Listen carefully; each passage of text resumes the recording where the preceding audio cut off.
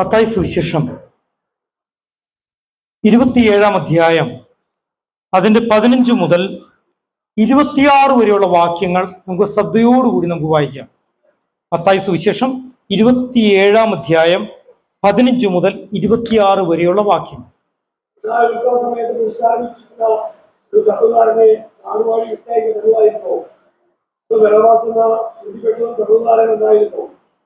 അവൻ ക്രിസ്തു എന്ന് പറയുന്ന യേശുവിനെയോ ആരെ നിങ്ങൾക്ക് വിട്ടുതരണം എന്ന് ചോദിച്ചു. അവർ അസൂയോണ്ടാകുന്നു അവനെ ഏൽപ്പിച്ചത് എന്നെ അവൻ ഗ്രഹിച്ചിരുന്നു. അവൻ ന്യായാസനത്തിൽ ഇരിക്കുമ്പോൾ അവന്റെ ഭാര്യ ആളയച്ചു. നീതിമാന്റെ കാര്യത്തിൽ ഇടപെടരുത്, അവൻ നിമിത്തം ഞാനിന്നോ സ്വപ്നത്തിൽ വളരെ കഷ്ടം സഹിച്ചു എന്ന് പറയിച്ചു. എന്നാൽ ബറബ്ബാസിനെ ചോദിക്കാനും യേശുവിനെ നശിപ്പിക്കാനും സാധുക്കന്മാരും ഊക്കന്മാരും സംസാരത്തെ സമ്മതിപ്പിച്ചു. നാടുവാഴി അവരോട് ഈ ഇരുവരിൽ ഏറെ വിട്ടുതരണമെന്ന് നിങ്ങൾ ഇച്ഛിക്കുന്നു എന്ന് ചോദിച്ചതിന് ബറബ്ബാസിനെ അവർ പറഞ്ഞു. പീലാത്തോസ് അവരോട് എന്നാൽ ക്രിസ്തുവിനെ യേശുവിനെ എന്ത് ചെയ്യണോ എന്ന് ചോദിച്ചതിന് അവനെ ക്രൂശിക്കണമെന്ന് എല്ലാവരും പറഞ്ഞു. അവൻ ചെയ്ത ദോഷമെന്ന് അവൻ ചോദിച്ചു. അവനെ ക്രൂശിക്കണമെന്ന് അവൻ ഏറ്റവും വിളിച്ചു പറഞ്ഞു. ഹല്ലേലൂയ. കർത്താവായ യേശു ക്രിസ്തുവിന്റെ ക്രൂശിലെ മരണം എല്ലാ സുവിശേഷകന്മാരും എന്ത് ചെയ്തിട്ടുണ്ട്? രേഖപ്പെടുത്തിയിട്ടുണ്ട്. നമുക്കറിയാം, ഗോൽഗോത്ത എന്ന് പറയുന്ന തലയോടിടം എന്ന് പറയുന്ന ഗോൽഗോത്തയിൽ വെച്ചാണ് കർത്താവായ യേശുവിനെ ക്രൂശിക്കുന്നത്. വേദപണ്ഡിതന്മാർ പറയുന്നത് ഈ പറഞ്ഞ സ്ഥലം എന്ന് പറയുന്നത് അബ്രഹാം തൻ്റെ മകനായിരിക്കുന്ന ഇസഹാക്കിനെ യാഗം കഴിക്കാനായിട്ട് കൊണ്ടുപോയ ആ മോറിയ മലയാണെന്നാണ് അതിൻ്റെ ജോഗ്രഫിയൊക്കെ വെച്ച് പറയുന്നത്. യേശുക്രിസ്തുവിൻ്റെ കാൽവരി ക്രൂശിലെ മരണം എന്ന് പറയുന്നതാണ് ഒരു ക്രിസ്ത്യാനിയെ സംബന്ധിച്ചിടത്തോളം ഏറ്റവും വിലയേറിയതായിരിക്കുന്ന കാര്യം. എന്നാൽ ഇന്ന് ഈ പകലിൽ മത്തായി സുവിശേഷം 27 അധ്യായത്തിന്റെ 15 മുതൽ 26 വരെയുള്ള വാക്യത്തിലൂടെ അതിപ്രധാനമായിരിക്കുന്ന 3 ചോദ്യങ്ങൾ, ആ ചോദ്യങ്ങളിലേക്കാണ് ഞാൻ ഇന്ന് നിങ്ങളെ ശ്രദ്ധയെ കൊണ്ടുവരുവാനായിട്ട് ആഗ്രഹിക്കുന്നത്. നമുക്കറിയാം, ഈ അധ്യായം അങ്ങനെ വായിച്ച് അവസാനിപ്പിക്കുമ്പോൾ നമ്മൾ കാണുന്നത്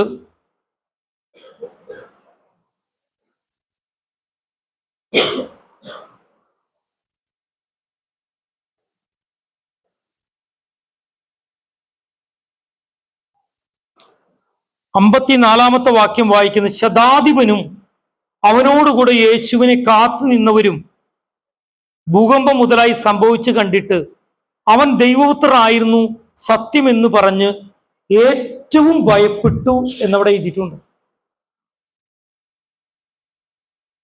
ഓരോരോ ചോദ്യങ്ങൾക്ക് ഓരോരോ മെസ്സേജ് ഉണ്ട്. എന്തുകൊണ്ടാണ് ശതാധിപൻ യേശു ദൈവപുത്രനാണെന്ന് പറയാൻ കാരണം? അത് പഠിച്ചാൽ അനേക കാര്യങ്ങൾ നമുക്ക് മനസ്സിലാക്കാൻ കഴിയും. കാൽവരിയുടെ ക്രൂശിൽ വെച്ച് യേശുവിൻ്റെ നാവിൽ നിന്ന് വന്ന 7 വാക്യങ്ങളെ കുറിച്ച് പഠിച്ചാൽ അതിൽ വലിയൊരു സന്ദേശമുണ്ട്, അനുഗ്രഹിക്കപ്പെട്ടൊരു സന്ദേശമുണ്ട്. എന്ന് പറഞ്ഞാൽ അതില് ഒത്തിരി കരച്ചിൽ കാണാൻ പറ്റും. കർത്താവിൻ്റെ സ്നേഹത്തിന്റെ കരച്ചിൽ ലൂക്കോസ് 23 അധ്യായത്തിൽ അത് രേഖപ്പെടുത്തിയിട്ടുണ്ട്. പാപക്ഷമയ്ക്ക് വേണ്ടിയുള്ള ഒരു കരച്ചിലുണ്ട്, പ്രാർത്ഥനയുണ്ട്. ലൂക്കോസ് 23 43 വാക്യത്തിൽ ഇത് കാണാൻ കഴിയും. പൂർത്തീകരിച്ചു എന്ന് പറഞ്ഞുള്ളൊരു പ്രാർത്ഥനയുണ്ട്. മത്തായി സുവിശേഷം 27 അധ്യായത്തിൽ അത് കാണുവാൻ കഴിയും. കരുതലിൻ്റെതായിരിക്കുന്ന ഒരു ശബ്ദമുണ്ട്. അത് യോഹന്നാന്റെ സുവിശേഷം 19 അധ്യായത്തിൽ 26 വാക്യത്തിൽ കാണുവാൻ കഴിയും. എന്നാൽ ഒത്തിരി സങ്കടത്തിന്റെയും വേദനയുടെയും ഒരു കരച്ചിലുണ്ട് അത് യോഹന്നാന്റെ സുവിശേഷം 19-ാം അധ്യായത്തിന്റെ 28-ാമത്തെ വാക്യത്തിലുണ്ട്. എന്നാൽ ഒരു വിജയത്തിന്റെ ഒരു വാക്കുകളുണ്ട്.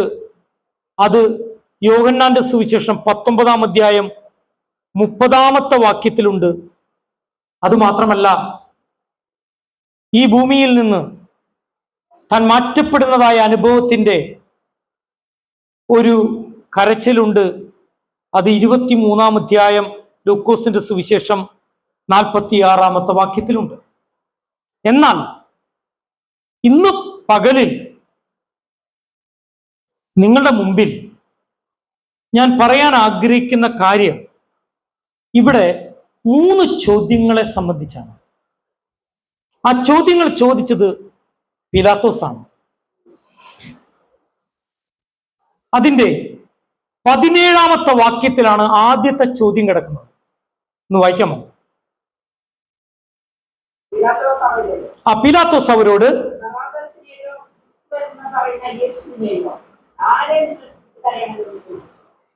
ഇവിടെ ചോദിക്കുക, പീലാത്തോസ് ചോദിക്കുക, ഞാൻ ആരെയും വിട്ടുതരേണ്ടത്? കാരണം ഒരാളെ വിട്ടുതരേണ്ട ഒരു ചാൻസ് ആ സമയത്തുണ്ട്. ബറാബാസിനെ വിട്ടുതരണമോ യേശുവിനെ വിട്ടുതരണമോ? ഇതൊരു ചോദ്യമാണ്. അത് തന്നെ ആവർത്തിക്കുന്നുണ്ട് പീലാത്തോസ് 21-ാമത്തെ വാക്യത്തിൽ. ഒന്ന് വായിക്കാമോ?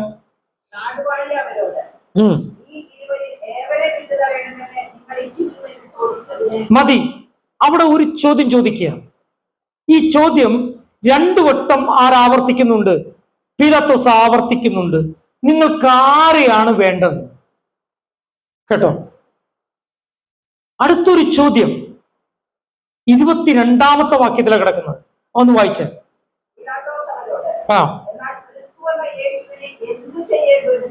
കേട്ടോ. അടുത്ത ചോദ്യം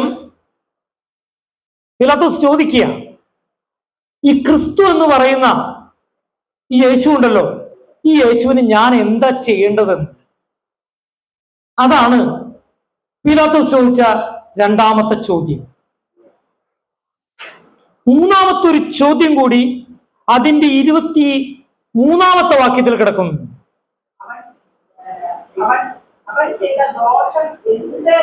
യെസ്, നിങ്ങൾ ശ്രദ്ധിക്കണമേ.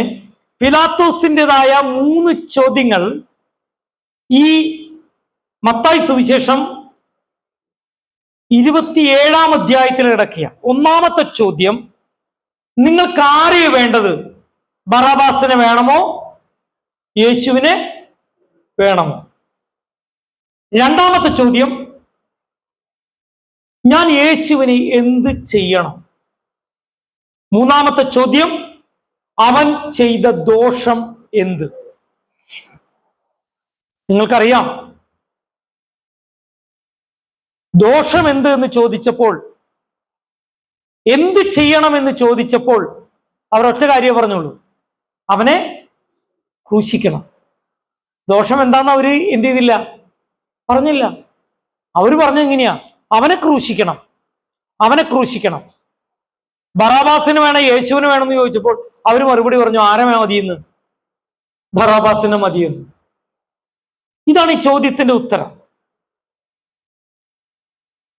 നാം ദൈവത്തിന്റെ വചനം പരിശോധിക്കുമ്പോൾ നമ്മുടെ ജീവിതത്തിലും ഈ ചോദ്യങ്ങൾക്ക് വളരെ പ്രസക്തിയുണ്ട്. എന്ന് പറഞ്ഞാൽ, എന്തു തരം ജീവിതമാണ് നാം ജീവിക്കാൻ ആഗ്രഹിക്കുന്നത്? അതാണ് ചോദ്യം.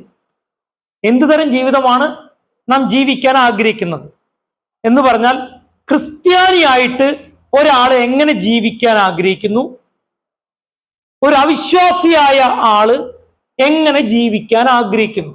2 പേർക്കും ഈ ചോദ്യം പ്രസക്തമാണ്. 2 പേരോടാണ് ഈ ചോദ്യം. ഒന്ന്, കർത്താവിനെ വിശ്വസിക്കുന്ന വിശ്വാസിയോടും ഈ ചോദ്യമുണ്ട്. അതേസമയം കർത്താവിനെ അറിയാത്ത ഒരു വ്യക്തിയോടും ഈ ചോദ്യം ഉണ്ട്. പാപം, മത്സരം, ഇത് രണ്ടും ദൈവത്തിനെതിരെ മനുഷ്യൻ ചെയ്യുന്നത്. പാപം ചെയ്യുമ്പോൾ ദൈവത്തിന്റെ ലക്ഷ്യത്തിൽ നിന്ന് മനുഷ്യൻ എന്ത് ചെയ്യണം? മാറിപ്പോകുക.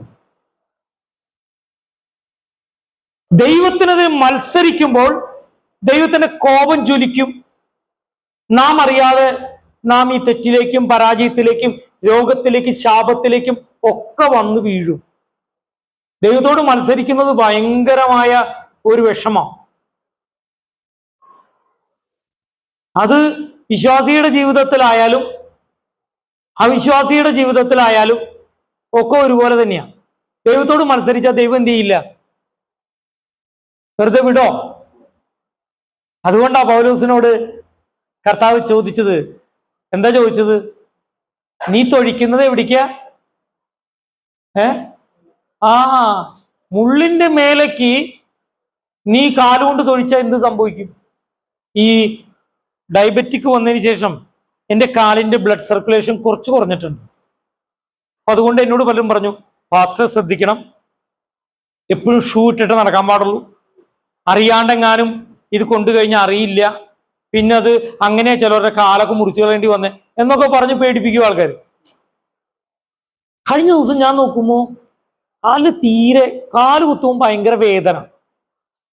ഞാൻ വിചാരിച്ചു കാല് സർക്കുലേഷൻ വളരെ കുറഞ്ഞിട്ടുണ്ടാവും എന്ന് വിചാരിച്ചു. അങ്ങനെ ഞാൻ ഇവിടുന്ന് സ്കൂട്ടറിൽ ഈ കോട്ടമുറി വരെ പോയപ്പോ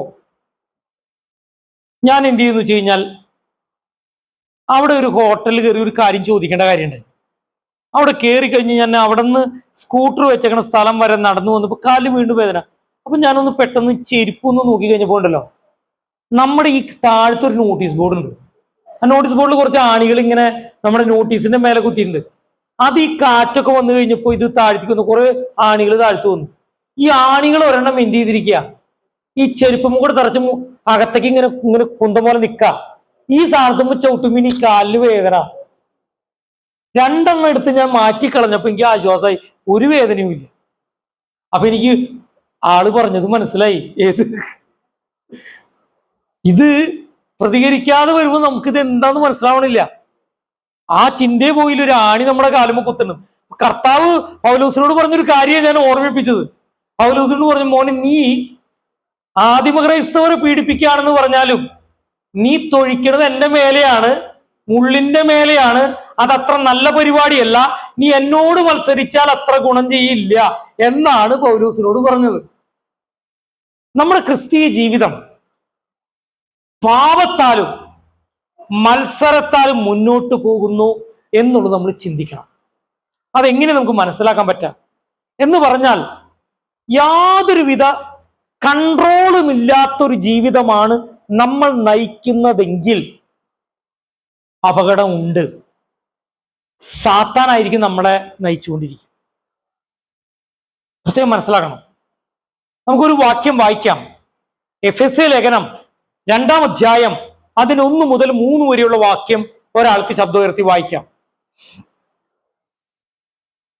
അതിക്രമങ്ങളാലും പാപങ്ങളാലും മരിച്ചവരായിരുന്ന നിങ്ങളെയും അവയിൽ നിങ്ങൾ മുമ്പേ ലോകത്തിന്റെ കാലഗതിയെയും ആകാശത്തിലെ അധികാരത്തിനും അനുസരണക്കേടിന്റെ മക്കളിൽ ഇപ്പോൾ വ്യാപരിക്കുന്ന ആത്മാവിനും അധിപതിയായവരെയും അനുസരിച്ച് അവരുടെ ഇടയിൽ നാം എല്ലാവരും മുമ്പേ നമ്മുടെ ജഡമോഹങ്ങളിൽ നടന്ന് ജഡത്തിനും മനോവികാരങ്ങൾക്കും ഇഷ്ടമായത് ചെയ്തുകൊണ്ട് മറ്റുള്ളവരെ പോലെ പ്രകൃതിയാൽ കോപത്തിന്റെ മക്കളായിരുന്നു. ഇവിടെ എഫെസ്യ ലേഖനം 2-ാം അധ്യായം 1 മുതൽ 3 വരെയുള്ള വാക്യങ്ങളിൽ നമ്മുടെ ഒരു ഹിസ്റ്ററി പറയുക, നമ്മൾ ആരായിരുന്നു എന്ന്. നമ്മൾ ജഡത്തെ തന്നെ പിന്തുടർന്ന് നടന്നവരാ. ജഡമോഹത്തെ, മത്സരത്തെ, പാപത്തെ, പിശാചിനെ അനുഗമിച്ച് നടന്നവരായിരുന്നു എന്നാണ് ഈ വാക്യങ്ങൾ എഫെസ്യ ലേഖനത്തിൽ പറയുന്നത്. എന്നാൽ ഇന്ന് നമ്മുടെ ജീവിതം എന്താ? നമ്മളെ ആരെ കൺട്രോൾ ചെയ്യുന്നത്? അതോ നമ്മൾ ദൈവത്തിന്റെ കൺട്രോളിൽ അല്ലാതിരിക്കുമ്പോൾ നിശ്ചയമായിട്ടും നമ്മൾ ആരുടെ കൺട്രോളിലാണ്? പിശാചിന്റെ കൺട്രോളിലാണ്. ചില ആൾക്കാരുണ്ട് ദൈവത്തിനെതിരെ പറയുന്നവരുണ്ട്, ചിലര് ദൈവത്തിന് അനുകൂലമായി പ്രതികരിക്കാതെ മിണ്ടാതെ നിൽക്കുന്നവരുണ്ട്. നമ്മൾ ശ്രദ്ധിക്കണം. ദൈവത്തിനെതിരെ പ്രവർത്തിക്കുന്നവരുമുണ്ട്, ദൈവത്തിനെതിരായിട്ട് ഒന്നും പറയില്ലെങ്കിൽ അനുകൂലമായിട്ട് എന്ത് ചെയ്യില്ല, ഒന്നും പറയില്ല. ദൈവത്തിന് മുമ്പിൽ ദൈവത്തിന് അനുകൂലമായി പറയാത്തവരും ദൈവത്തിനെതിരായി പറയുന്നവരും ഒരുപോലെയാണ്. ഞാൻ ഈ പറയുന്നത് ശ്രദ്ധിക്കണം. ദൈവത്തിനെതിരായി പറയുന്നവരും ദൈവത്തിന് അനുകൂലമായിട്ട് പറയാതിരിക്കുന്നവരും ആരാണ്? ദൈവത്തിന് മുമ്പിൽ ഒരുപോലെയാ, ദൈവത്തിന്റെ വിരോധികളാണ്. നമ്മൾ എത്ര വട്ടം കേട്ടു ദൈവത്തിന്റെ വചനം? നമ്മൾ എത്ര വട്ടം കേട്ടു ദൈവത്തെ അനുസരിക്കണമെന്നുള്ളത്? പിന്നെ എന്തിനാ നമ്മൾ താമസിക്കുന്നത്? ആർക്ക് വേണ്ടി? എന്തിനു വേണ്ടി? കർത്താവിനെ സ്നേഹിക്കുന്നവൻ കർത്താവിന്റെ കൽപ്പനകളെ പാലിക്കും. കർത്താവിനെ അനുസരിക്കാത്തവൻ കർത്താവിനോട് പ്രതികരിക്കില്ല. ഇവിടെ നമ്മുടെ ജീവിതം ദൈവത്തിന്റെ കൺട്രോളിലല്ല എങ്കിൽ നിശ്ചയമായിട്ടും ആരെ നിങ്ങൾക്ക് വിട്ടുതരണമെന്ന പിലാത്തോസിന്റെ ചോദ്യത്തിന് മിണ്ടാതെ നിന്നവരും ബറാബാസിനെ വേണമെന്ന് പറഞ്ഞവരും ഒരുപോലെയാണ്. രണ്ടാമത്തെ കാര്യം, പല ക്രിസ്ത്യാനികൾക്കും ക്രിസ്ത്യാനികളല്ലാത്തവർക്കും, ക്രിസ്ത്യാനി എന്ന വാക്കിന്റെ പേരുകൊണ്ട് ക്രിസ്ത്യാനി എന്നുള്ള അർത്ഥത്തിലല്ല ഞാൻ പറയണേ, ക്രിസ്തുവിനെ അനുഭവിക്കാത്തവർക്കും ക്രിസ്തുവിനെ അനുഭവിച്ചവർക്കും സമാധാനമില്ലാത്തൊരു ജീവിതമാണ് ഇന്ന് തുടർന്നു പോകുന്നതെങ്കിൽ എന്താ അതിന്റെ കാരണം? നമുക്കൊരു വാക്യം വായിക്കാം. യെശയ്യാവിന്റെ പുസ്തകം 48-ാം അധ്യായം 22-ാമത്തെ വാക്യം. ദുഷ്ടന്മാർക്ക് എന്തില്ല? സമാധാനമില്ല. അപ്പൊ സമാധാനം ഇല്ലാത്ത ആരെങ്കിലും വിശ്വാസികൾ ഇവിടെ ഇരിപ്പുണ്ടോ? ആത്മാർത്ഥവും ഹൃദയത്തിൽ ചോദിച്ചോ, സമാധാനമില്ലാത്ത വിശ്വാസികളുണ്ടോ? ഞാൻ അവരെ ദുഷ്ടനൊന്നും വിളിക്കാൻ ആഗ്രഹിക്കുന്നില്ല. ദുഷ്ടന്റെ കൂടെ കൂട്ടുകൂടുന്നവനാ സമാധാനമില്ലാത്ത എന്ന് ഞാൻ തറപ്പിച്ചു പറയും. നിങ്ങൾ എന്നോട് കോപിച്ചിട്ട് കാര്യമില്ല. ക്രിസ്തീയ ജീവിതത്തിൽ സമാധാനമുണ്ട്. ഒരു ക്രിസ്ത്യാനി, ഒരു കർത്താവിന് വിശ്വസിക്കുന്നവന് സമാധാനമില്ലെങ്കിൽ അവൻ കർത്താവിനോട് ചേർന്ന് നടക്കുന്നവനല്ല, മറിച്ച് സാത്താൻ പലവിധ സൂത്രങ്ങളിൽ പെടുമ്പോൾ അതിലൊക്കെ അടിമപ്പെട്ടു പോകുന്നവൻ. സംശയം കൊണ്ടുവരും, മറ്റുള്ള കാര്യങ്ങൾ പലതും പറയും, ഹൃദയത്തെ ക്ഷീണിപ്പിക്കും. ഇതൊക്കെ കേട്ട് ആകെ കിടന്ന് നമ്മുടെ ഉള്ള സമാധാനം പോകും. ഹല്ലേലൂയ. ഇനി ഒരു കാര്യം പറയാം. കർത്താവ് നമുക്ക് തരാൻ ആഗ്രഹിക്കുന്ന സന്തോഷം എന്ന് പറയുന്നത് എന്ത് സന്തോഷമാണ്? നിത്യമായി, ജോജന പറഞ്ഞല്ലേ, നിത്യമായ സന്തോഷം. കർത്താവ് നമുക്ക് തരാൻ ആഗ്രഹിക്കുന്ന കാര്യങ്ങൾ നിത്യസന്തോഷം, നിത്യസമാധാനം, നിത്യവചനം, നിത്യജീവൻ, അങ്ങനെയെല്ലാം നിത്യമായ കാര്യങ്ങളാണ് കർത്താവ് നമുക്ക് തരാൻ ആഗ്രഹിക്കുന്നത്. ഈ ലോകം തരാൻ ആഗ്രഹിക്കുന്ന കാര്യമോ ഫാസ്റ്റ് ഫുഡ്. എത്ര സമയം ഉണ്ടാവും മന്തിയുടെ ആ ഇത് കഴിച്ചു കഴിഞ്ഞവരെ അല്ലേ? ഒരു 3 മണിക്കൂർ ഉണ്ടാവും ഏരിയസ് ബദർ പറയുന്നത്. വെള്ളമടിച്ചു കഴിഞ്ഞാൽ എത്ര സമയം ഉണ്ടാവും ആൾക്കാർക്ക് അതിന്റെ ഒരു ഇത്? ഒരു ഹാങ് ഓവർ തീരണവരല്ലേ? പിറ്റേ ദിവസം രാവിലെ എഴുന്നേൽക്കുമ്പോ അറിയാൻ പറ്റാ ആൾക്ക് ചിലർക്ക് കുടിച്ചാലോ വളരെ ക്ഷീണം മാറ്റാൻ കുടിച്ച് ആൾക്കാര് ഛർദിച്ചും ബഹളം ഉണ്ടാക്കി വയറുവേദന പിറ്റേ ദിവസം രാവിലെ വെക്കുമ്പോ തല ഇങ്ങനെ കനമായിട്ട് എഴുന്നേക്കണ ആൾക്കാരുണ്ട്. ഇതൊക്കെ താൽക്കാലിക സുഖം, താൽക്കാലിക സന്തോഷം. ഞാൻ തന്നെ ചിലപ്പോൾ പെട്ടുപോകും ചില പാപത്തിൽ. എന്തിനറിയോ? ഈ മൊബൈലാണ് തുറന്നു കഴിഞ്ഞ് കഴിഞ്ഞാൽ ഉള്ള കോമഡി ഷോകളാണ്. അപ്പോൾ അതിൻ്റെ അടിയിൽ കമന്റ് ചെയ്ത് വയ്ക്കും, ഞങ്ങളുടെ ജീവിതത്തിന്റെ ദുഃഖത്തിന്റെ മധ്യേ, പ്രയാസങ്ങളുടെ മധ്യേ ഞങ്ങൾക്ക് സന്തോഷം തരുന്നത് ഈ കോമഡി മാത്രമാണ്. ചിലരടിയിൽ എഴുതിയേക്കണ്. എത്ര സമയം ഉണ്ടാവും ഈ കോമഡി? അത് കഴിഞ്ഞ് ഈ കോമഡി കൊണ്ട് നമുക്ക് ജീവിക്കാൻ പറ്റോ? നമ്മുടെ മക്കളുടെ കാര്യം, നമ്മുടെ രോഗങ്ങളുടെ കാര്യം, നമ്മുടെ ഭാവി കാര്യം, നമ്മുടെ ഈ കാര്യങ്ങളൊക്കെ ഓർക്കുമ്പോ ഈ കോമഡി കണ്ടുകൊണ്ട് ചിരിച്ച് വാവിളിച്ചിരിക്കാൻ പറ്റോ? ഇല്ല. അതൊക്കെ താൽക്കാലികം മാത്രമാണ്. താൽക്കാലികമായ സുഖത്തിന് വേണ്ടിയാണ്, താൽക്കാലികമായ സന്തോഷത്തിന് വേണ്ടിയാണ് നമ്മുടെ സമയങ്ങൾ കൂടുതൽ നാം വിനിയോഗിക്കുന്നെങ്കിൽ പിലാത്തോസിന്റെ ചോദ്യത്തിന് ഒരു പ്രസക്തി ഉണ്ട്. എന്താ പ്രസക്തി എന്നറിയോ? നിങ്ങൾക്ക് ആരെ വേണ്ടത്? യേശുവിനെ വേണമോ ബറാബാസിനെ വേണോ? ബറാബാസ് നിഷ്ഠൂരനായത്, ബറാബാസ് കൊലപാതകിയായത്, ബറാബാസ് കൊള്ളക്കാരനായത്, താൽക്കാലികമായ സുഖത്തിനു വേണ്ടിയുള്ള പണത്തിനും സൗകര്യത്തിനും സന്തോഷത്തിനും വേണ്ടിയായിരുന്നു. ആളെ മതിന്ന് അവർ വിളിച്ചു പറഞ്ഞേ, നിങ്ങൾക്ക് അങ്ങനെ മതി. അപ്പോ പിലാത്തോസ് വീണ്ടും വീണ്ടും ചോദിച്ചു. എന്ത് ചോദിച്ചു? അപ്പൊ ഈ യേശു എന്ത് ചെയ്യണം? ക്രൂശിക്കണം. അവൻ ചെയ്ത ദോഷം എന്താ? അതൊന്നും ഞങ്ങൾ പറയണ, ക്രൂശിക്കണം, ഇത്രേ ഉള്ളൂ. Praise the Lord. അടുത്തത് യോഹന്നാന്റെ സുവിശേഷം 3-ാം അധ്യായം 8-ാം വാക്യം എടുക്കാം. യോഹന്നാന്റെ സുവിശേഷം 3-ാം അധ്യായം 8-ാം വാക്യം.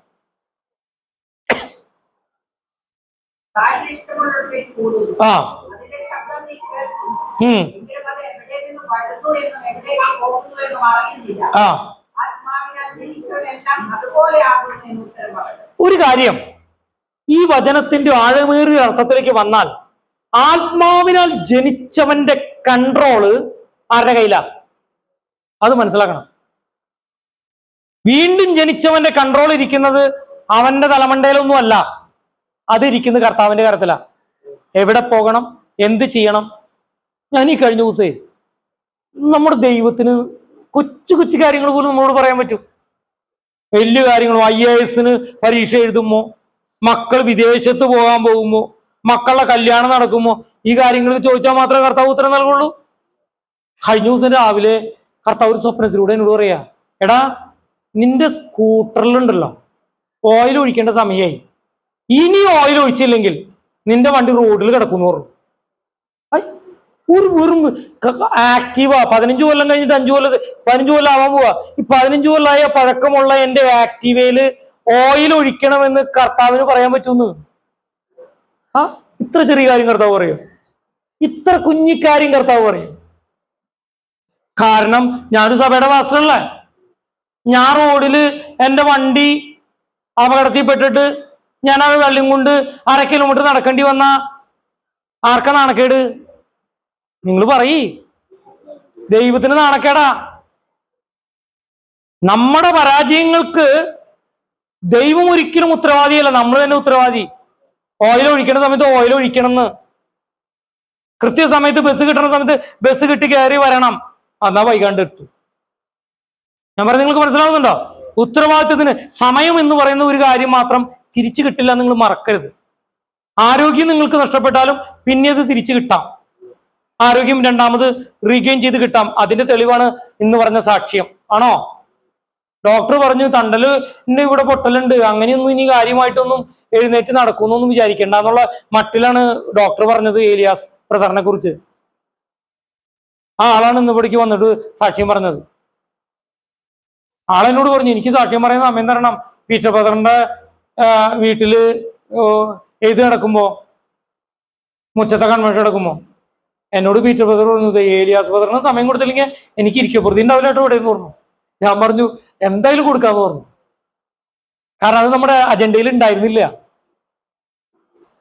ഹല്ലേലൂയ. കാരണം അദ്ദേഹത്തിന് അതിന് ഒരു വാഞ്ചയുണ്ട്. ജീവൻ തിരിച്ചു നൽകിയത് അതേ വാക്യങ്ങളൊന്നും എടുത്ത് പറഞ്ഞില്ല. ഞാൻ മരിക്കലോ നിശ്ചയം ജീവനോട് കൂടി ഇരുന്ന് ദൈവത്തിന്റെ പ്രവർത്തികൾ വർണ്ണിക്കുന്ന 118-ാം സങ്കീർത്തനത്തിലെ വാക്യം. ഹല്ലേലൂയ. ദൈവത്തിന് പ്രയോജനമുള്ള ജീവിതം ഉണ്ടോ? നിന്റെ ജീവിതത്തെ നീട്ടിക്കൊടുക്കാൻ സ്വർഗത്തിൽ ദൈവം മതിയായവനാ. Praise the Lord.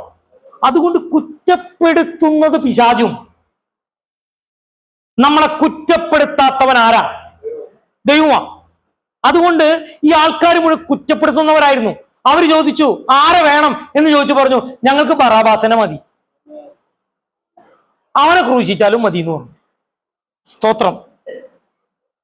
ഇനി ഒരു വാക്യം കൂടി വായിക്കാം. എഫെസ്യ ലേഖനം 2-ാം അധ്യായം 12-ാം വാക്യം. നിങ്ങൾ ക്രിസ്തുവിനെ കൂടാതെയുള്ളവരും ഇസ്രായേൽ പൗരതയോട് സംബന്ധമില്ലാത്തവരും വാഗ്ദത്തത്തിന്റെ നിയമങ്ങൾക്ക് അന്യരും പ്രത്യാശയില്ലാത്തവരും ലോകത്തിൽ ദൈവമില്ലാത്തവരും ആയിരുന്നു എന്ന് ഓർത്തുകൊള്ളും. ഒരു കാര്യം ഓർത്തുകൊള്ളാനാ പറയണത്. അന്ന് കാലത്ത് നിങ്ങൾക്ക് ആരുണ്ടായിരുന്നില്ല? ദൈവം ഉണ്ടായിരുന്നില്ല. ഇവിടെ ഒരു ചോദ്യമാ ചോദിക്കും, നിങ്ങൾക്ക് ആരെ വേണ്ടെന്ന്. നിങ്ങൾ ചിന്തിക്കണം. ഇവിടെ യേശു ക്രിസ്തു രക്ഷകനായിട്ട് നാഥനായിട്ട് ദൈവപുത്രനായിട്ട് നിൽക്കുക, അപ്പർ സൈഡിൽ ബറാബാസ് നിൽക്കുക, പിശാചിനാൽ ഉപയോഗിക്കപ്പെട്ട ഒരു നൊട്ടോറിയസ് ക്രിമിനൽ. ആരെ വേണം? ദൈവത്തിന്റെ മക്കളോടെ ചോദിക്കണം ആരെ വേണമെന്ന്. എനിക്ക് കൃത്യമായിട്ട് അറിയാം. പീറ്റർ ബ്രദറിന്റെ വീട്ടില് ബൈബിൾ ക്ലാസ് നടന്നപ്പോ ഒരു ചെറുപ്പക്കാരൻ അന്ന് അവിടെ വന്നിരുന്നു. അദ്ദേഹത്തിന്റെ ചെവി ഒന്ന് തുറന്നു. ചെവി തുറന്ന സന്തോഷമല്ല അദ്ദേഹത്തിന് ഉണ്ടായത്. അദ്ദേഹം എന്നോട് പറഞ്ഞ വാക്ക് ഞാൻ ഏല അനങ്ങുന്നത് പോലും ഞാൻ കേൾക്കുന്നുണ്ടെന്നു.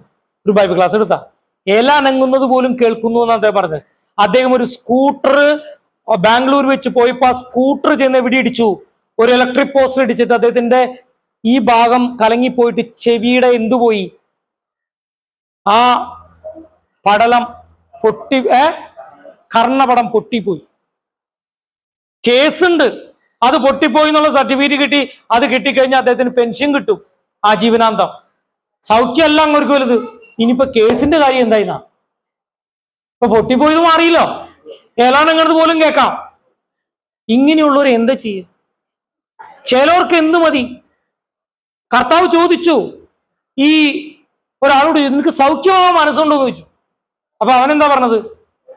അവൻ പറഞ്ഞു, ആരും എന്നെ കൊണ്ടുപോകാനില്ല. എവിടേക്ക് കൊണ്ടുപോകാനില്ല? ഈ കുളത്തിലേക്ക് കൊണ്ടുപോകാനില്ല എന്ന്. കർത്താവ് ചോദിച്ച ചോദ്യം കുളത്തിൽ കൊണ്ടുപോകുന്ന കാര്യമാണോ? കർത്താവ് എന്താ ചോദിച്ചത്? നിനക്ക് സൗഖ്യമാകാൻ മനസ്സുണ്ടോ? ചില ആൾക്കാർ ഇങ്ങനെയാ. ചില ആൾക്കാർക്ക് സൗഖ്യമാകാൻ മനസ്സില്ല. എന്ത് കിട്ടിയാ മതി? മരണം വരെ പൈസ കിട്ടിയാൽ മതി.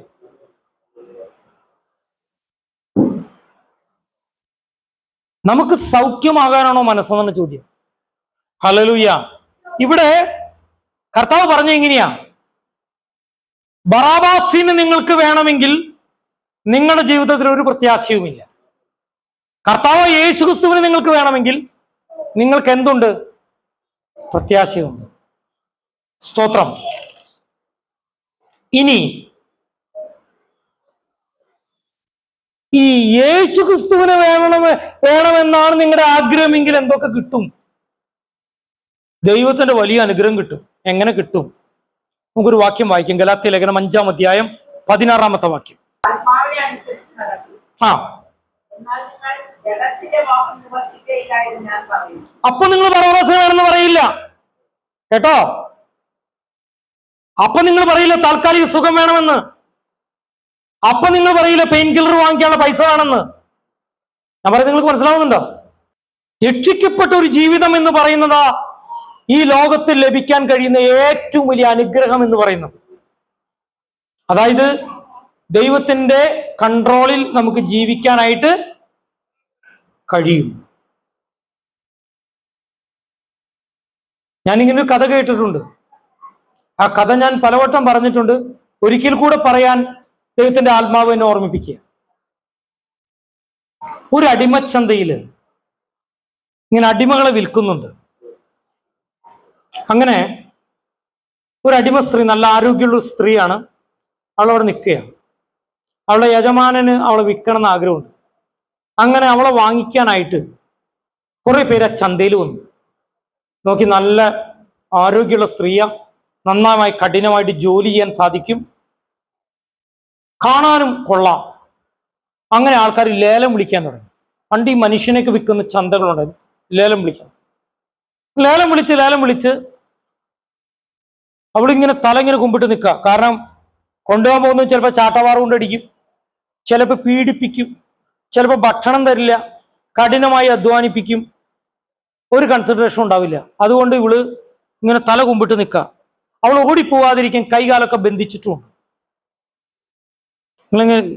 അപ്പോ ഒരാൾ 50,000, ഉദാഹരണം, ഒരാൾ 50,000 പറഞ്ഞു. അപ്പൊ ഒരാൾ 75,000 പറഞ്ഞു. 75,000 ഒരു വാക്ക്, 75,000 രണ്ട് വാക്ക് എന്ത് പറഞ്ഞപ്പോ ഇവള് തല ഉയർത്തി നോക്കണേ. ഏത് ദുഷ്ടന കർത്താവെ എന്നെ കൊണ്ടുപോണേന്ന് നോക്കണേ ഇവള്. കാരണം എന്താ വെച്ച് കഴിഞ്ഞാൽ അവനാണല്ലോ ഈ കൊണ്ടുപോകാൻ പോണത്. അങ്ങനെ നോക്കൂ. അപ്പൊ നോക്കുമ്പോ ഒരു കൊലച്ചതിയനായിട്ടുള്ള ആളാണ് ഈ 75,000 വിളിച്ചാണ്. അങ്ങനെ പിന്നെയും കുറച്ച് കഴിയുമ്പോൾ വേറെ ആൾക്കാർ കുറച്ച് കൂട്ടി വിളിച്ചു. ഉറപ്പിക്കാൻ സമയമാകുമ്പോൾ വീണ്ടും തല ഉയർത്തി നോക്കും.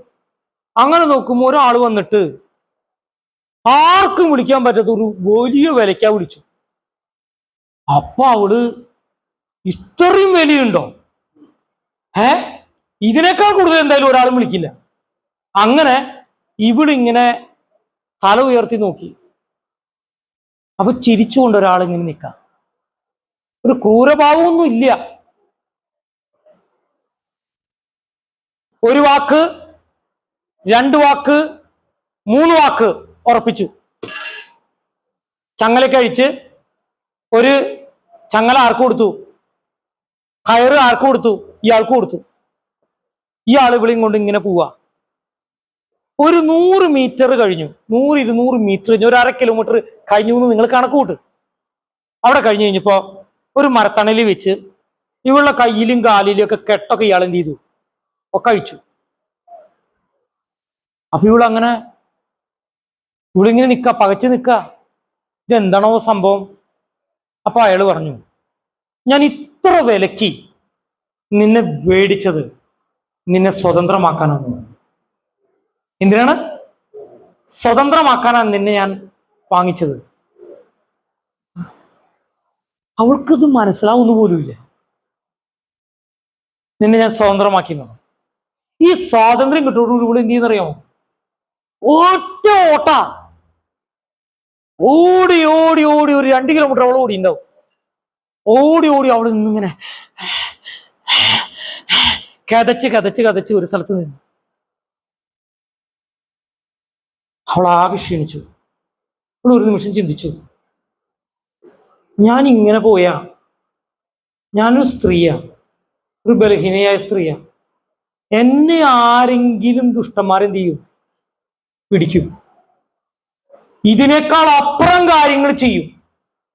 എൻ്റെ ജീവിതത്തിൽ ഞാൻ വ്യത്യസ്തനായ ഒരു വ്യക്തിയെ കണ്ടത് ഏറ്റവും വില കൊടുത്ത് എന്നെ വാങ്ങിച്ച് എന്നെ സ്വതന്ത്രമാക്കിയതാണ്. അതുകൊണ്ട് ഇവിടെ എന്ത് ചെയ്യുന്നറിയാമോ?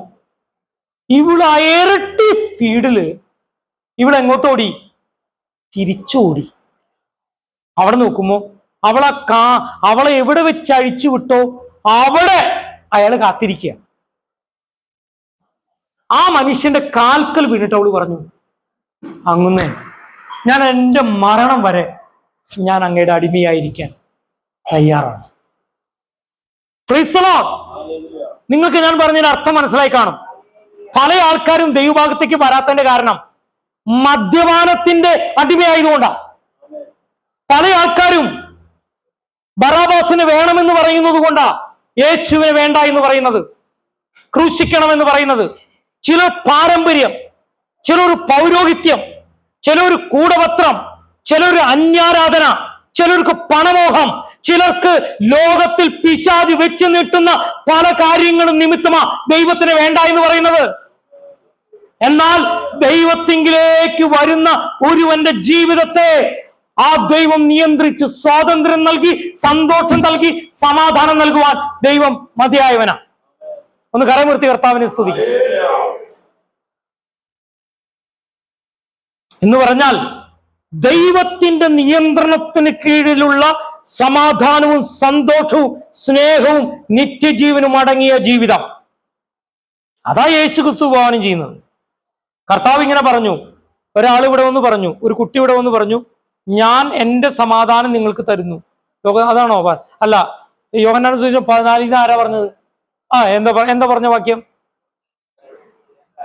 നിങ്ങളുടെ ഹൃദയം കലങ്ങിപ്പോകരുത്, ദൈവത്തിൽ വിശ്വസിപ്പിൻ, എന്നിലും വിശ്വസിപ്പിൻ, അല്ലെ? ആ ഭാഗത്ത് പറയുന്നുണ്ട്. അത് കഴിഞ്ഞൊക്കെ പറയുന്നുണ്ട്, ഞാൻ എൻ്റെ സമാധാനം, അത് ലോകം തരുന്ന സമാധാനം പോലെ അല്ല. എന്താ ഇതിന്റെ പ്രത്യേകത? ലോകം പറയും, നീ കോടീശ്വരനായി നിനക്ക് സമാധാനം ഉണ്ടാവും, നീ കുറെ സ്വത്ത് മേടിച്ച സമാധാനം ഉണ്ടാവും, നീ കണ്ടമാനം പൈസ ബാങ്കിലിട്ടാ നിനക്ക് സമാധാനം ഉണ്ടാവും. എവിടെ സമാധാനം ഉണ്ടാവും? ഒരു സമാധാനം ഉണ്ടോ? കയ്യിലെ പൈസ പോവാൻ ഇപ്പൊ ATM കാർഡ് ഏത് ബാങ്ക് വരെ എന്ത് ചെയ്യുന്നു? ഒരു പിച്ചാത്തി കാണിച്ചിട്ടാണ് ഈ ബാങ്ക് എന്ത് ചെയ്ത്. ഞാൻ വിചാരിച്ചില്ല തോക്കും കൊണ്ടാണ് ഇയാൾ വന്നേന്ന്. അവൻ പറ്റിക്കാൻ നോക്കിയത്. ചാവി ഇതേതോ എന്ന് പറഞ്ഞപ്പോ ഹിന്ദിക്കാരനാന്ന് വിചാരിച്ച ചാവി ഇതേതോക്കാരൻ ഭാര്യ അവിടെ നിന്ന് കഷ്ടപ്പെട്ട് പണി, അവന് ആ പൈസ പോരാ, ലക്ഷങ്ങൾ പോരാന്നവന്. ക്രിസ്തീയ ജീവിതം എന്ന് പറയുന്നത് ഏത് സമയത്തും സംതൃപ്തിയോടെ ജീവിക്കാനുള്ള ദൈവസമാധാനമുള്ള ജീവിതമാണ്. പ്രശ്നമില്ല എന്നല്ല, പ്രതികൂലം ഇല്ല എന്നല്ല, പ്രശ്നത്തിന്റെയും പ്രതികൂലത്തിന്റെയും മധ്യേ നമ്മുടെ കരം പിടിച്ച് നമ്മെ നടത്തുന്ന ഒരു കർത്താവുണ്ട്. അതാ പ്രത്യേകത. നിരാശപ്പെടാത്ത പ്രത്യാശ നൽകുന്ന ഒരു കർത്താവുണ്ട്. ഹല്ലേലൂയ. അതുകൊണ്ട് നമ്മളൊരു പാട്ട് പാടിയത്. നിങ്ങൾ പാടിയപ്പോൾ അർത്ഥം ആലോചിച്ചോന്നും എനിക്കറിയില്ല. ഞാൻ അർത്ഥം ആലോചിച്ചിട്ടാ പാടിയ. മാധുര്യവാൻ എന്നൊരു പാട്ട് പാടിയ. നിങ്ങളൊക്കെ ശരിക്കും ആ മാധുര്യവാന്റെ അർത്ഥം മനസ്സിലാക്കിയിട്ടാണോ പാടിയത്, അതോ ഇനി മനസ്സിലാക്കി പാടിയൊരു കൈപ്പൊക്കുണ്ട്?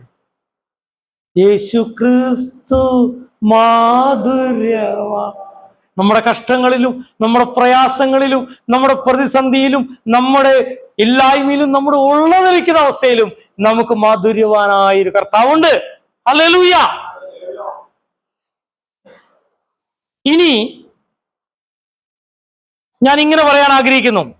പീലാത്തോസ് ചോദിക്കുക, അപ്പൊ ഞങ്ങൾ എന്താ ചെയ്യേണ്ടത് ഇയാളെ? ആരെ? യേശുവിനെ. അവരെ ക്രൂശിക്കണം. കാരണം ക്രൂശിക്കാനുള്ള ഉത്തരവാദിത്തം ആർക്കാ? നാടുവഴിക്ക് മാത്രമാ. ക്രൂശിക്കണം. അപ്പൊ അവൻ എന്തു കുറ്റ ചെയ്തത്? അവൻ എന്തു കുറ്റ ചെയ്തത്? അവനെ വേണ്ടാന്ന് നിങ്ങൾ പറയുന്നു, ബറാബാസിനെ മതിയെന്ന് പറയുന്നു. കുറ്റം ചെയ്തെന്താന്ന് വെച്ചാൽ നിങ്ങളൊന്നും പറയുന്നുമില്ല. ക്രൂശിക്കണമെന്നേ പറയുന്നുള്ളൂ. ഞങ്ങളുടെ മേലും ഞങ്ങളുടെ തലമുറയുടെ മേലും വന്ന് വീണോളാൻ. എന്തുകൊണ്ടാണ് ഇത്രയും 2000 വർഷമായിട്ട് ഇസ്രായേലർ ഇങ്ങനെ ചിതറിക്കപ്പെട്ടതും കഷ്ടം സഹിച്ചതും ഒക്കെ? എന്റെ കാരണം എന്താ? ഒരു കാരണമില്ലാതെ എങ്ങനെയും നടക്കുന്നത്? കാരണമില്ല എന്നൊന്നും ആരും പറയണ്ട, കാരണം ഉണ്ട്. ജീവനാഥനെ, അവരുടെ അരുമനാഥനെ അവരെന്ത് ചെയ്തു? ഒറ്റിക്കൊടുക്കുകയും ചെയ്തു, കൊല്ലാനും പറയുകയും ചെയ്തു. അതിന്റെ കുറ്റം ഞങ്ങളുടെ മേലെ വന്ന് വീണോളാനും പറഞ്ഞു. എന്ന് പറഞ്ഞാൽ നിങ്ങളൊരു കാര്യം മനസ്സിലാക്കണം, ദൈവമല്ല നമ്മുടെ ജീവിതത്തിലെ പല കാര്യങ്ങൾക്കും ഉത്തരവാദി, നമ്മൾ തന്നെയാണെന്ന് മനസ്സിലാക്കണം. മനസ്സിലായോ? പിശാച് പുറത്തുനിന്ന് തള്ളുള്ളൂ. നമ്മൾ തീരുമാനിച്ചാലാ നമ്മൾ ദുരന്തത്തിലേക്ക് പോകുക. ഹല്ലേലൂയ. അതുകൊണ്ട് ഈ പീലാത്തോസ് ചോദിച്ചു, ഇങ്ങനെ ചോദിച്ചു, അതെ ഇയാൾ എന്തു കുറ്റ ചെയ്തത്? അപ്പൊ അവർക്കൊന്നും പറയാനില്ല. ബറബാസ് അവർക്ക് വേണ്ടി എന്തെങ്കിലും ചെയ്തോ? ഒന്നും ചെയ്തില്ല. അവൻ കൊന്നു മുടിച്ചേ ഉള്ളൂ, അവൻ മോഷ്ടിച്ചേ ഉള്ളൂ, അവൻ കൊലപാതകം ചെയ്തേ ഉള്ളൂ, അവൻ വ്യഭിചാരം ചെയ്തേ ഉള്ളൂ, അവനൊരു കുപ്രസിദ്ധ കൊലയാളിയായി മാറി. അതാ അവൻ ചെയ്തത്. കർത്താവ് എന്താ ചെയ്തത്? ഒരു ചോദ്യം. കർത്താവ് എന്ത് ചെയ്തത്?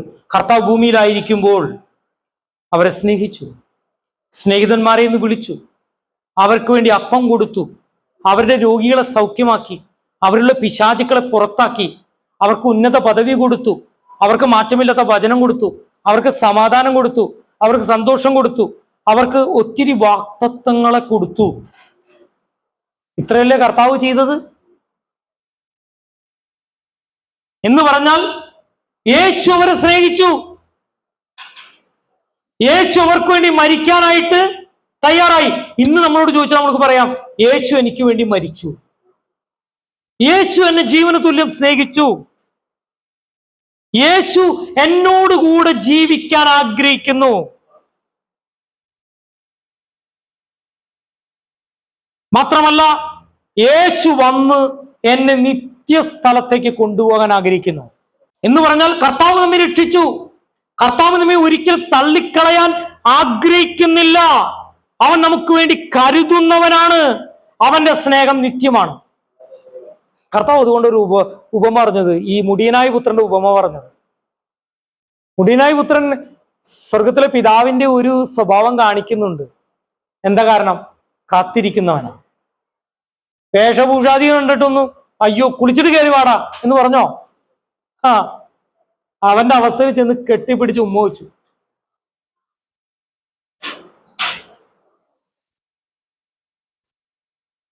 കണ്ണിന്റെ കാഴ്ചയ്ക്ക് ഒരു കുറവുമില്ല. കഴിഞ്ഞ ദിവസം ഈ കണ്ണട മാറി. ആ പെൺകുട്ടീനോട് ചോദിച്ചു, പാസ്റ്ററെ എത്ര ദൂരത്തിൽ ശരിക്കും കാണാൻ പറ്റുന്നുണ്ട്? ഇങ്ങോട്ട് വന്ന് കാണാൻ പറ്റുമോ? അങ്ങോട്ട് പോയി കാണാൻ പറ്റുമോ? അവള് കുറേയൊക്കെ ചോദ്യങ്ങളൊക്കെ ചോദിച്ചു. നമ്മൾ കാണാൻ പറ്റുന്നുണ്ട്. പാസ്റ്റർ മറ്റേ കണ്ണടയൊക്കെ മാറ്റേണ്ട സമയം കഴിഞ്ഞു. പാസ്റ്ററുടെ ഈ വീഡിയോയിലൊക്കെ വരണതല്ലേ, ഞാൻ ഈ നൂലൊക്കെ വെച്ച് കെട്ടിയിരിക്കുക, അകലിൽ നിന്ന് കാണാൻ പറ്റില്ല. ഞാൻ പറഞ്ഞു അതൊന്നും ആൾക്കാർ കാണില്ല എന്ന് പറഞ്ഞു. നൂല് കൊണ്ട് വെച്ച് കെട്ടിയൊന്നും കാണില്ല. കാരണം എന്താ വെച്ച് കഴിഞ്ഞാൽ ഞാനിത് വീഡിയോ പിടിച്ചു കഴിഞ്ഞിട്ട് കുറച്ച് എന്ത് കൂട്ടും, ഒരു ബ്രൈറ്റ്നസ് കൂട്ടുമ്പോൾ ഈ നൂലൊന്നും പിന്നെ കാണില്ല പറഞ്ഞു. അതൊന്നും സാർ, എന്നാലും പാസ്റ്റർ അത് മോശമല്ലേ, ഇത് നല്ല കണ്ണട വെച്ചൂടെ? ഞാൻ പറഞ്ഞു ഇരുന്ന് ഉറങ്ങി പോകുമ്പോൾ ഈ സാധനം ഒന്ന് ടക്ക് ഈ സൈഡിലേക്ക് വിടുമ്പോൾ ഇത് ഇങ്ങോട്ട് പോകും. പിന്നെ അത് അങ്ങോട്ട് പോകും. വില കുറവ് മതിട്ടാന്ന് പറഞ്ഞു. വില കൂടുതൽ ഇല്ല പാസ്റ്റർക്ക് ഞാൻ വില കുറവുള്ള തരുള്ളൂ, പാസ്റ്റർ വില കൂടി മേടിക്കില്ല എന്ന് എനിക്കറിയാന്ന് പറഞ്ഞു. വാച്ചിന്റെ ഒരു ഉപയോഗമുണ്ട്. എന്നാൽ ചില ആൾക്കാർ ഈ ആഭരണം ഇടാത്ത പെന്തിക്കോസ്തൽ ആൾക്കാർക്ക് തന്റെ പ്രൗഢി കാണിക്കാനുള്ള ഒരു കാര്യമാണ് ഇത്. ഒരു 10 പവന്റെ ആഭരണത്തെ പോലെയാണ് എന്ത് വെക്കുന്നത്, ഈ വാച്ച് വെക്കുന്നത്. പിന്നെ അവർക്ക് കാണിക്കാനുള്ള സാധനമാണ് ഇത് കണ്ണട ഫ്രെയിമൊക്കെ എന്താവും, ഗോൾഡൻ ഫ്രെയിമോ. പല്ല് എന്നോട് കഴിഞ്ഞ ദിവസം ഒരാൾ പറഞ്ഞു, ചിരിച്ചപ്പോ പാസ്റ്റർ ഇവിടെ ഒരു പല്ല് കാണാനില്ല എന്ന് പറഞ്ഞു. അയ്യോ അതും കണ്ടില്ലല്ലോ എന്ന് പറഞ്ഞു. നോക്കി കഴിഞ്ഞാൽ ഒരു പല്ല് ഇവിടെ പോയിട്ടുണ്ട്. ചിരിക്കുമ്പോ വൃത്തികേടുണ്ടോ? ഇന്ന് കാര്യം ഉണ്ട്. എന്റെ പെങ്ങളെ പറഞ്ഞത്, കഴിഞ്ഞ ആഴ്ച വന്ന എന്റെ പെങ്ങളെ നിങ്ങൾ പറഞ്ഞു, അത് വിചാരിച്ചിട്ട് അത് സ്വർണ്ണപ്പല്ലോ മറ്റേ പല്ലൊന്നും കെട്ടരുതിട്ടോ എന്ന് പറഞ്ഞു. ചിലർ പല്ലിലാണ് എന്ത് വെക്കണത്, സ്വർണം കെട്ടിക്കണത്. ഞാൻ പറഞ്ഞതിന്റെ കാര്യം എന്നറിയാമോ? ഹല്ലേലൂയ. നമ്മൾ ധരിക്കുന്നത് എന്തിനു വേണ്ടിയാ? ഒരു വാച്ച് കിട്ടുന്നത് എന്തിനു വേണ്ടിയാ? അതാ മനസ്സിലാക്കേണ്ടത്. നമ്മൾ കണ്ണട വെക്കുന്നത് എന്തിനു വേണ്ടിയാ? കാഴ്ചക്ക് വേണ്ടിയാ. നമ്മൾ എന്തിനു വേണ്ടിയാ തെരഞ്ഞെടുക്കപ്പെട്ടവര് എന്നുള്ള ബോധ്യം നമുക്ക് നഷ്ടപ്പെട്ടു പോകരുത്. നമ്മളെ കർത്താവ് വിളിച്ചത്, കർത്താവിന് നിത്യമായ സ്നേഹം നമ്മൾ അനുഭവിച്ചു, നമുക്ക് പാപമോചനം ലഭിച്ചു, നമുക്ക് വേണ്ടി കർത്താവ് കരുതിയിട്ടുണ്ട്, നമ്മൾ കർത്താവിന്റെ കൂടെ നടക്കാൻ വേണ്ടി വിളിക്കപ്പെട്ടിരിക്കുന്നു, നമുക്ക് ഒരു ഭവനം കർത്താവ് ഒരുക്കിയിട്ടുണ്ട്. അല്ല, നിത്യഭവനം.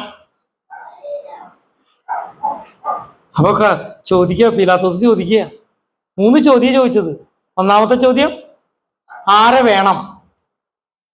ഇന്ന് അവിശ്വാസിയോട് ഞാൻ ചോദിക്കുക, നിനക്ക് ആരെ വേണ്ടത്? നിനക്ക് പണമാണോ വേണ്ടത്? നിനക്ക് യേശുവിനെയാണോ വേണ്ടത്? നിനക്ക് പാപമോചനമാണോ വേണ്ടത്? ഈ ലോകത്തിന്റെ സുഖം എങ്ങനെയെങ്കിലും തട്ടിമുട്ടി പോയാൽ മതിയോ? നിനക്ക് സ്റ്റാറ്റസ് ആണോ വേണ്ടത്? നിനക്ക് വീടാണോ വേണ്ടത്? നിനക്ക് വണ്ടിയാണോ വേണ്ടത്? നിനക്ക് ഭൗതിക സുഖമാണോ വേണ്ടത്? അതോ നിത്യഭവനത്തിലേക്ക് നിന്നെ കൊണ്ടുപോകുന്ന നിന്റെ കർത്താവായ യേശു ക്രിസ്തുവിനെയാണോ വേണ്ടത്? സുനിത വില്യംസ് എവിടുന്ന് വന്നു?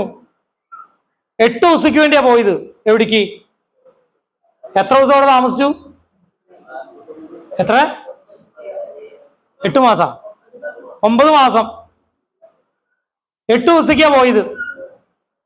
ഒരു കാര്യം അവർക്ക് ബോധ്യായി, കൂടെ പോയ ആള് അവിടെ വെച്ച് സുവിശേഷവും പ്രസംഗിച്ചു. ആളുടെ പ്രസംഗം മാത്രം കേട്ടാൽ മതി. ആരുടെ കൂടെ ഉണ്ടായിരുന്ന ചങ്ങാതിയെ കിട്ടിയ ചാൻസ്.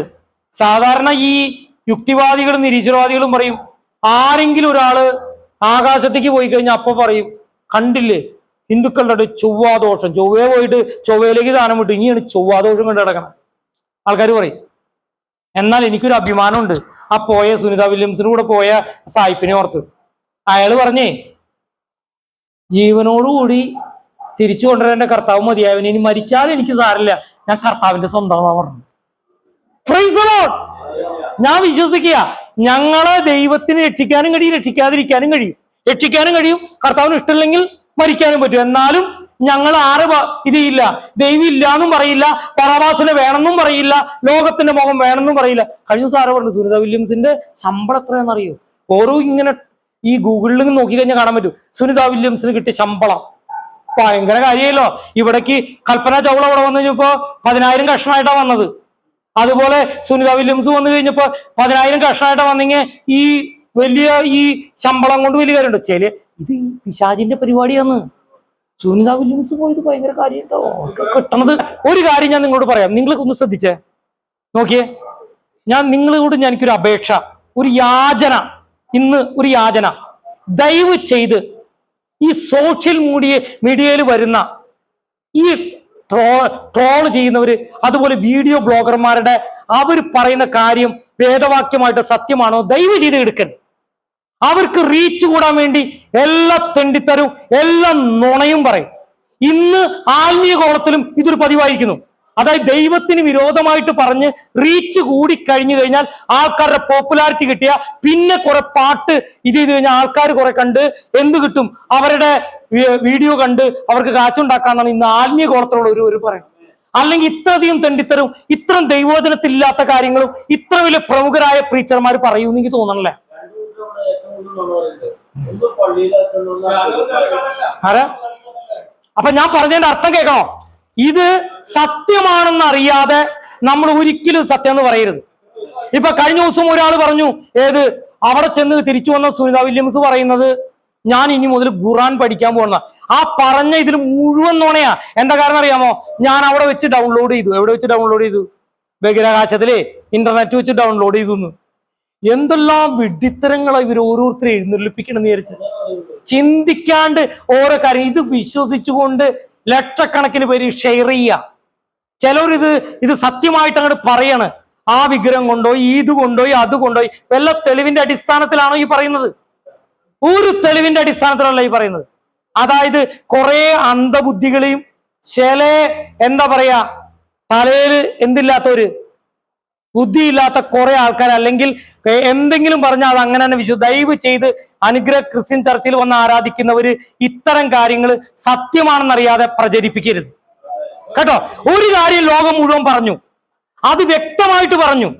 സുനിത വില്യംസും തൊട്ടപ്പുറത്ത ആളും പറഞ്ഞു യേശു ക്രിസ്തു ആരാന്ന്, യേശു ക്രിസ്തുവിനുള്ള രക്ഷ എന്തെന്ന് പറഞ്ഞു. അത് ലോകം മുഴുവൻ കേട്ടു അവരുടെ നാവിന്ന്.